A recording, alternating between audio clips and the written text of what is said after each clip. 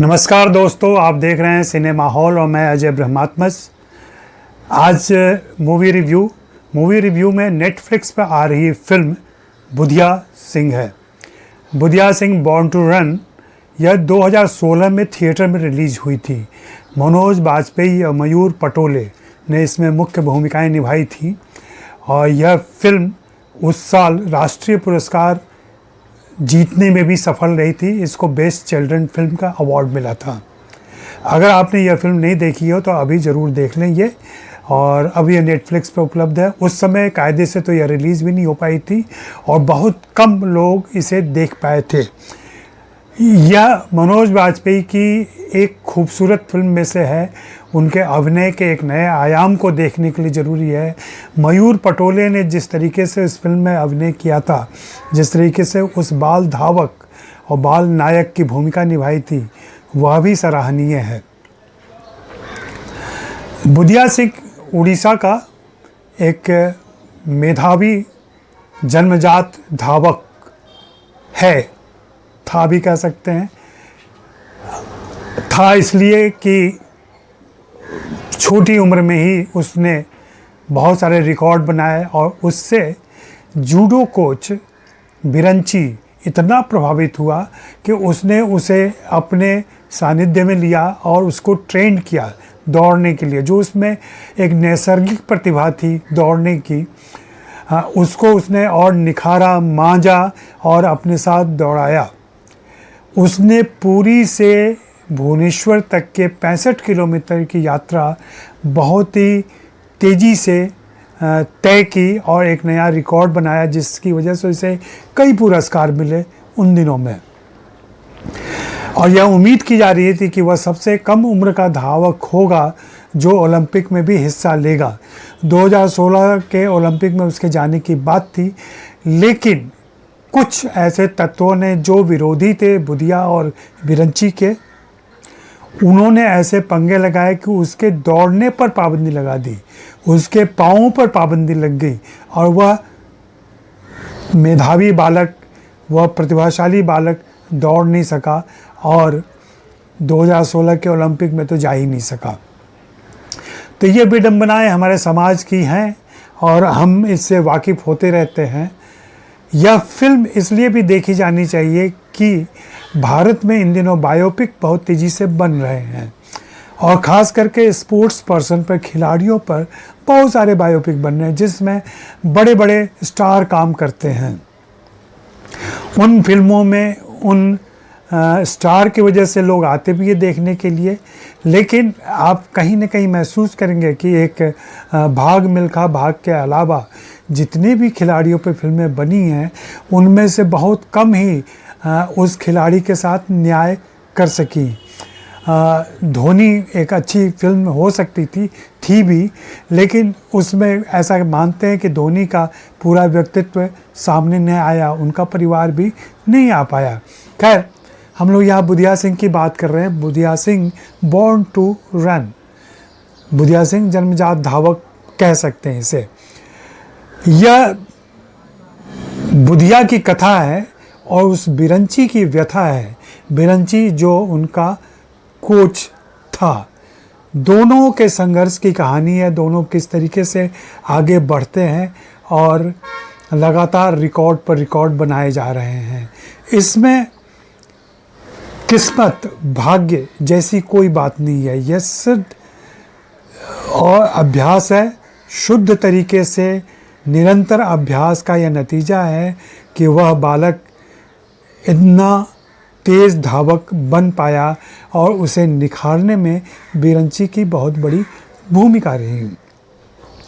अगर मैं कहानी की बात करूं तो यह बुधिया के जीवन को तो समेटती है। बुधिया की माँ सुकांती, जिसकी भूमिका तिलोत्तमा ने निभाई थी, तिलोत्तमा सोम ने, उन्होंने बहुत अच्छे तरीके से उसको पेश किया था। उनके संघर्ष की कहानी है और फिर उस संघर्ष में बिरंची के आने के बाद से क्या मोड़ आते हैं। बिरंची का उसके जीवन में आना एक कह लें कि नाटकीय मोड़ भी पैदा करता है, और उस नाटकीय मोड़ के बाद से स्थितियाँ बिल्कुल बदल जाती है। कुछ लोग घोर दुश्मन हो जाते हैं बुधिया के, इसलिए भी कि वे बिरंची को पसंद नहीं करते थे। फिल्म के अंत तक जाते जाते बिरंची की हत्या भी हो जाती है, उसकी दूसरी वजहें भी हो सकती हैं, लेकिन फिल्म के अंदर हम देखते हैं कि बुधिया अपनी लगन से, अपने साहस से, अपने परिश्रम से लगातार निखरता जाता है। मैं इसमें सोमेंद्र पाढ़ी, जो इस फिल्म के लेखक निर्देशक हैं, उनको धन्यवाद दूंगा कि उन्होंने उसके जीवन के घटनाक्रमों को, बुधिया के जीवन की सच्चाइयों को लेते हुए एक अच्छी सी पटकथा लिखी। उस पटकथा को लेकर के वे मनोज बाजपेयी के पास आए, और मनोज बाजपेयी ने मुख्य भूमिका न होने के बावजूद बिरंची के किरदार को निभाना पसंद किया, स्वीकार किया। मनोज बाजपेयी की खासियत मैंने अभी हाल ही में उनके जन्मदिन पर बधाई देते समय ये कही थी कि वे अपने किरदारों में ढल जाते हैं। इसमें जूडो कोच और बाद में बुधिया के कोच के रूप में आप उनका कायांतरण, उनका रूपांतरण देख सकते हैं। किस तरीके से मनोज बाजपेयी अपनी भूमिकाओं में घुसते हैं, उन्हें आत्मसात करते हैं, और फिर कितने विश्वसनीय तरीके से उसे पर्दे पर पेश करते हैं। जैसा कि मुझे मालूम है कि यह उनकी भी अपनी पसंदीदा फिल्म है, और जिसकी उन्हें थोड़ी सी कह लें कि शिकायत भी है कि इस फिल्म को समीक्षकों ने और कुछ दर्शकों ने ज़्यादा तवज्जो नहीं दी, और यह उस तरीके से कायदे से रिलीज़ नहीं हो पाई।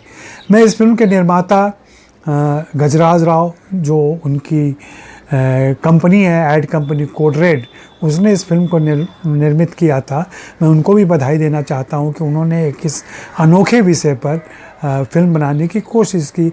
एक छोटी सी भूमिका भी उन्होंने फिल्म में निभाई है। गजराज राव, जो आज के मशहूर पॉपुलर चरित्र अभिनेता हैं, कैरेक्टर एक्टर हैं, और आप उन्हें लगातार फिल्मों में देख रहे हैं। अभी आपने शुभ मंगल ज़्यादा सावधान में उन्हें देखा, उसके पहले बधाई हो में उन्हें देखा था आपने।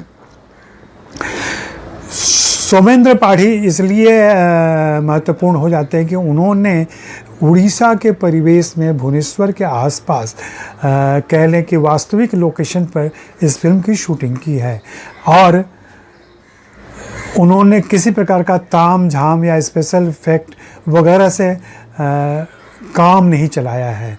उन्होंने सब कुछ वास्तविक किया है, और इसमें उन्हें मनोज बाजपेयी की मदद मिली है, मयूर पटोले की मदद मिली है, और बाकी अपने तकनीकी टीम की सहायता तो उन्हें मिली ही है।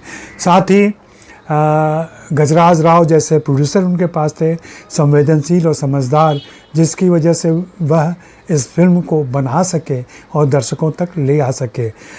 अब यह फिल्म एक OTT प्लेटफॉर्म पर मौजूद है, जहां से आप इसे जब चाहें देख सकते हैं, और मेरी यही सिफारिश होगी कि आप इस फिल्म को ज़रूर देखें, और देखें कि भारत में इंडिपेंडेंट रूप से किस तरीके की फिल्में बनती रही हैं, और उन्होंने हिंदी फिल्मों को किस तरीके का विस्तार दिया है।